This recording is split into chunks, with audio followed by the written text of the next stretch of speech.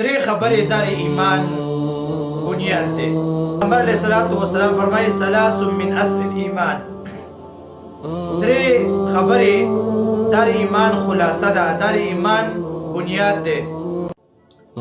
یو دا چې یو کس وی چې لا اله الا الله محمد رسول الله کلمه ویله، نو ستا به ایمان دا یي چې ته به دې سړي د کافر نه وې په معمولي عمل باندې، کافر کې به بل مسلمان نه. دویم ته ور دې څه جګړه نه کې.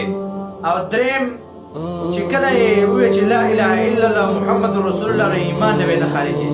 دا ایمان خلاصه ده. دویم کس چې کله د جهاد نه انکار وکړي نو هغه کافر دی بالاتفاق.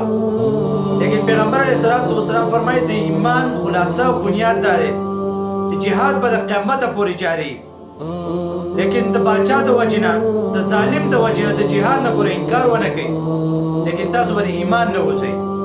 دا د ایمان دویم جړ دی.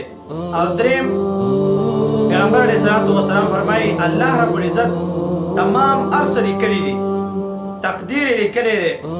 نو چې څه الله رب العزت ستا لپاره لیکلی دي نو ته به په هغې باندې آمنا وسلمنا. څه چې الله رب العزت لیکلی دي ته به په هغې باندې الله رب العزت شکر وباسي. دا درې خبرې د ایمان جړ دی چې یو کس وایي چې لا اله الا الله محمد رسول الله ته هغه ته کافر نشي ویلی. دویم جهاد به منې د قیامت د ورځې پورې. او دریم څه چې الله رب العزت لیکلی دي په هغې باندې به د الله رب العزت شکر ادا کوې. دا درې خبرې دا د ایمان بنیاد دی، د ایمان خلاصه دا ده، د ایمان جړ دا دی.